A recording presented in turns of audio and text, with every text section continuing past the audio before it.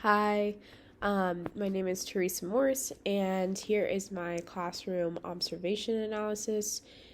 For my classroom observations, I watched the classroom videos and focused on the patterns of interaction between the teacher and the students. So that was what I focused on throughout the entirety of my analysis.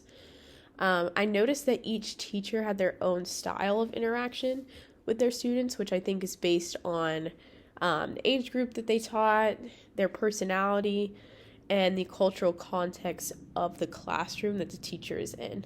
And I'll explain each context so you'll see what I mean.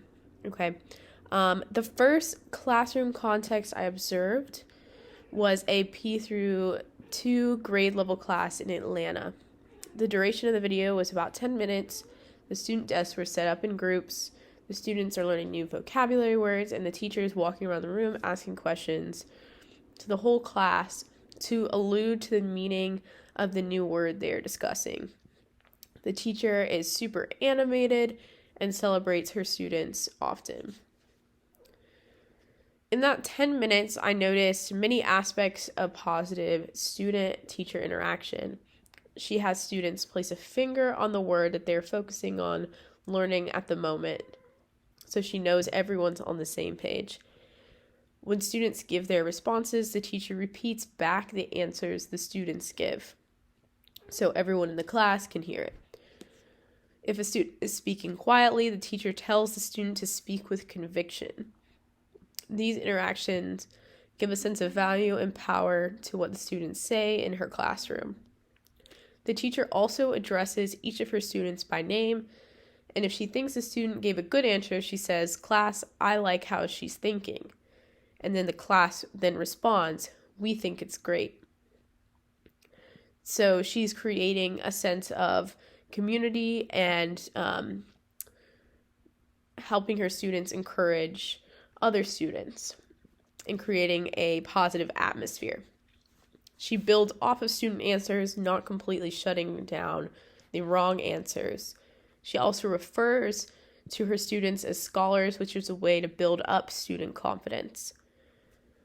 And I've also seen this in schools in Atlanta as a substitute teacher. When the teacher wants her students to think more critically, she tells them to put on their thinking caps and demonstrates the motion herself before the students do the motion. This teacher is modeling active learning.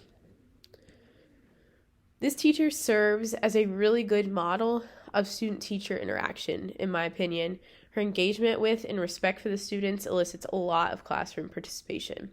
Students are begging to give their responses. They're very eager in her classroom and not distracted. I know that these kids are young, but I wonder how I could get this level of participation in my own classroom.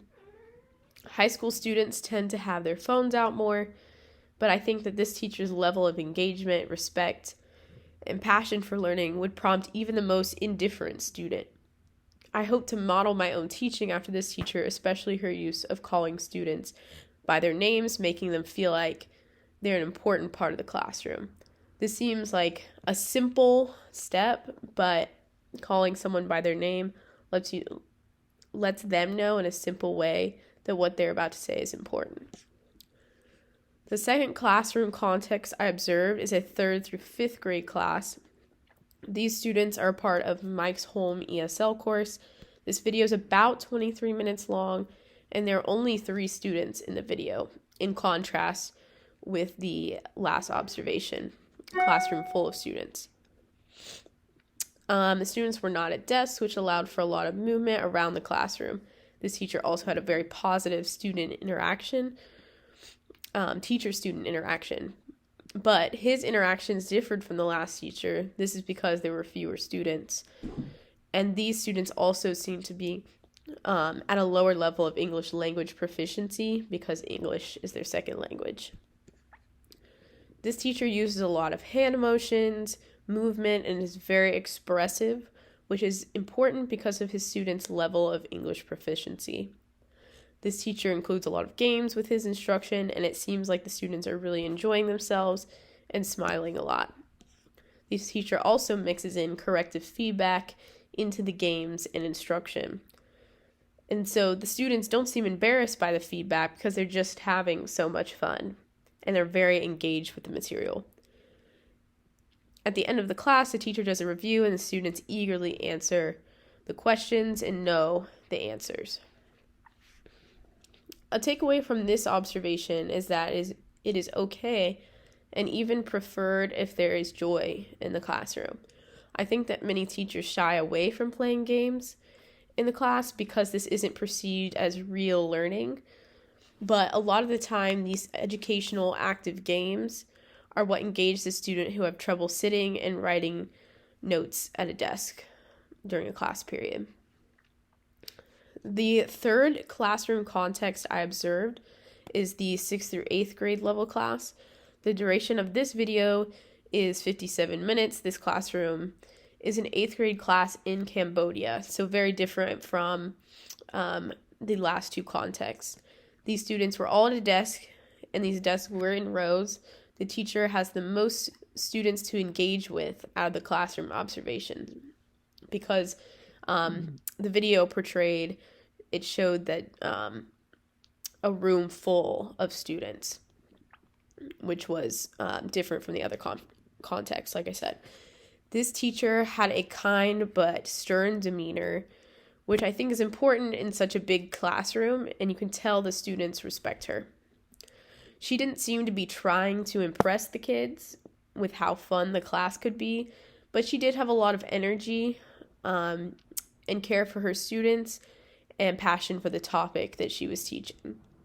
She walks around the room and engages with the students while they do their partner work, and this work was a lot of vocabulary work, and she did a lot of work with the vocab in conversation. She gives a lot of praise to her students, and she has her students give praise to each other, which creates a positive atmosphere. And that was a similarity to the P through 2 level observation, an observation that I made that there's a lot of positive reinforcement from peers, and I think that that is really important for students to receive. I think this teacher does the best she can in a classroom with so many students. I do think that it could be beneficial to have the students in groups instead of rows, but the teacher does do a good job of navigating these rows. She's always walking around. I've noticed that these teachers that I've observed have their students give praise to each other, like I said, and I think that this is an attribute I want to bring to my own classroom. The fourth classroom context that I observe is the 9th through 12th graders. This classroom is very traditional and mostly teacher-centered, in my opinion. The students are at desks in groups of 3. This classroom is in Charlotte, North Carolina, and the duration of the video is 10 minutes. These students are learning about and going over Animal Farm, the book Animal Farm. This teacher does not seem to have as positive or fun of a disposition as the other teachers, but there's still students participating.